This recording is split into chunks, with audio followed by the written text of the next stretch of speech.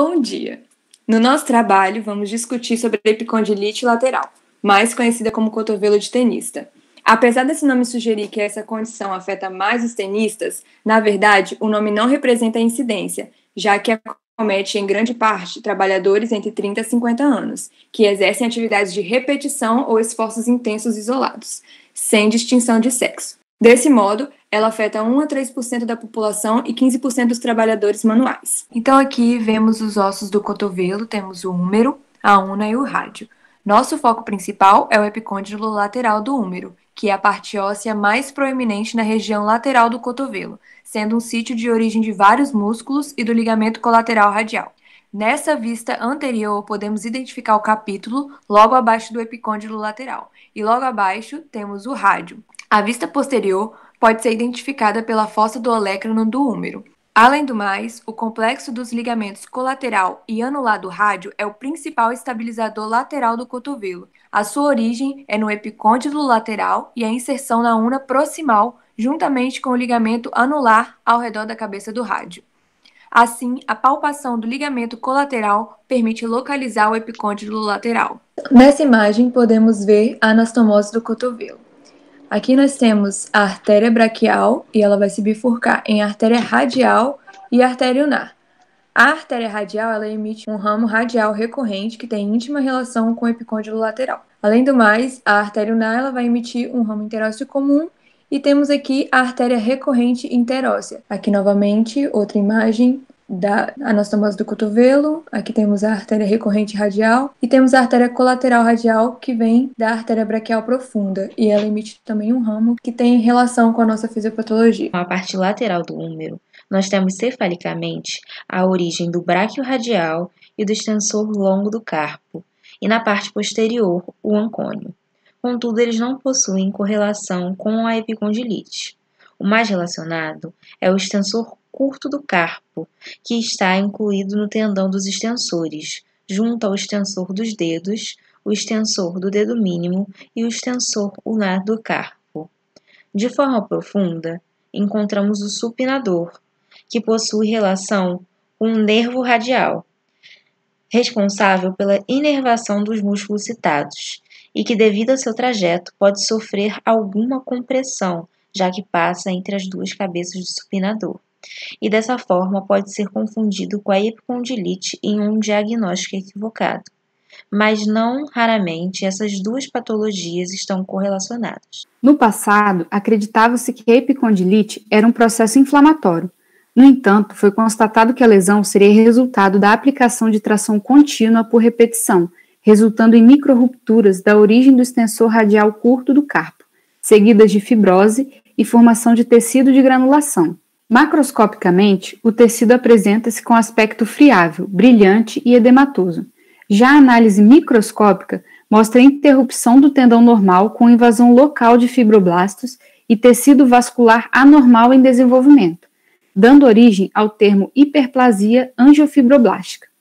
A anormalidade no tendão é, portanto, degenerativa e não inflamatória. Por conta disso, alguns autores recomendam o termo tendinose ao invés de tendinite ou epicondilite. A vascularização arterial do tendão proximal do extensor curto do carpo provém da artéria recorrente radial, com contribuição do ramo posterior da artéria colateral radial e menor contribuição da artéria recorrente interóssea. Apesar de haver rica vascularização na superfície externa, nenhuma foi encontrada na superfície interna do tendão, o que sugere que o aporte sanguíneo para a origem do tendão é limitado, podendo diminuir com a idade e com o sobreuso. Nesse caso, o termo infarto do cotovelo, apesar de estranho, também é conveniente, pois, de acordo com os pesquisadores, o aparecimento da degeneração do cotovelo, em geral, é precedido de uma diminuição na quantidade de vasos no local, o que deixa os tecidos mal irrigados e, portanto, mal oxigenados. Diagnóstico e sintomas.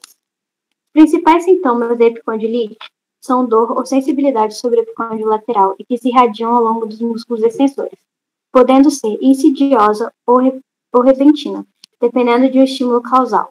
É uma dor que se agrava por pequenos movimentos do cotovelo e pode atrapalhar muito o dia a dia e as pequenas atividades do paciente. O diagnóstico é feito de forma predominantemente clínica. Primeiro, deve-se investigar a história do paciente, se ele realiza atividades repetitivas que necessitem de esforço dos músculos inseridos no epicôndilo lateral, como, por exemplo, movimentos repetitivos com o mouse ou se realiza alguma prática esportiva, como o tênis, pois esses movimentos repetitivos podem desencadear um quadro de epicondilite.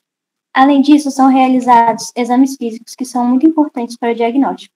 O principal exame é o de Cosen, onde, com o cotovelo a 90 graus de flexão e com o antebraço em pronação, pede-se ao paciente que realize a extensão ativa do punho contra a resistência que será imposta pelo examinador. O teste será positivo quando o paciente referir dor no epicôndilo lateral, origem da musculatura extensora do punho e dedos. Outro teste realizado é o de Mil, que é feito com o paciente com o punho em dorsiflexão e o cotovelo em extensão. O examinador, então, forçará o punho em flexão e o paciente é orientado a resistir ao movimento. Em caso positivo, o paciente sentirá dor no epicôndilo lateral.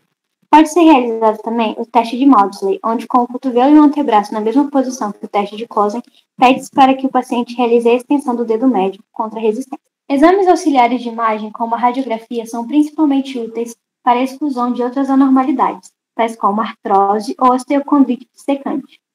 A presença de calcificações na topografia do epicôndilo lateral não é frequente, ocorrendo aproximadamente 22% dos casos. A ultrassonografia, por sua vez, pode ser utilizada para avaliar a condição dos tecidos moles. Já a ressonância magnética também pode ser utilizada em alguns casos para descartar outras patologias e também para ajudar a decidir qual a melhor técnica cirúrgica para cada caso. Não existe consenso quanto ao melhor método para tratar a epicondilite. A literatura mostra grande divergência quanto à eficiência de cada um dos métodos, com exceção de 2, que é o uso de órteses e fisioterapia, que mostrou resultados positivos em todos os estudos, sem a presença de efeitos colaterais. É preciso saber que a epicondilite vai regredir em 80% dos casos, independente de tratamento. Então, o nosso objetivo é fazer essa regressão ser ainda mais rápida e tratar o principal sintoma, que é a dor. Nesse caso, se institui o uso de órteses, que pode ser no cotovelo, no antebraço ou no punho, com o objetivo de impedir a expansão da musculatura extensora, evitando assim micro-rupturas. Pode-se também fazer fisioterapia, para poder fortalecer essa musculatura e articulação e trazer maior alongamento. Também pode-se fazer uso de analgésicos e aplicação de gelo para o alívio imediato da dor. Só que 20% dos pacientes, a epicondilite não vai regredir. Nesse caso, 10 a 15% vão aprender a conviver com essa dor de forma crônica. Só que 5 a 10%, essas dores serão tão fortes que vai acabar havendo limitação das suas atividades diárias. Nesse segundo grupo, se indica a cirurgia. E existe uma infinidade de técnicas cirúrgicas possíveis. Nós trouxemos como destaque a técnica de Nirschl, que é a mais utilizada. Essa técnica se inicia com uma incisão de aproximadamente 5 centímetros na área referente à parte anterior do epicôndilo lateral. Dessa forma, se expõe a interface entre a aponeurose extensora e o músculo extensor radial longo do carpo. Então, se faz uma incisão entre essas duas estruturas, e o músculo extensor radial longo é rebatido para que se possa ver o tendão do músculo extensor radial curto. Nesse caso, o tendão está coberto por um tecido fibroblástico patológico, e aí o cirurgião vai ter que retirar esse tecido e depois vai fazer furos no osso cortical, para aumentar a vascularização dos tecidos. Por fim, ele vai fazer uma sutura no músculo extensor radial longo, ligando à aponeurose extensora. Esse procedimento tem uma eficiência de 95%. Tão importante como o tratamento, nós temos a prevenção, que conta com fortalecimento muscular e um alongamento dos músculos extensores do punho e dos dedos. Além disso, para os atletas, é importante a prática de uma técnica esportiva correta, e os trabalhadores podem evitar movimentos repetitivos e ter uma boa ergonomia, nesse caso sendo importante o apoio dos braços na altura do cotovelo e não forçando os músculos da articulação. Essas são as nossas referências e esse o nosso trabalho. Muito obrigada.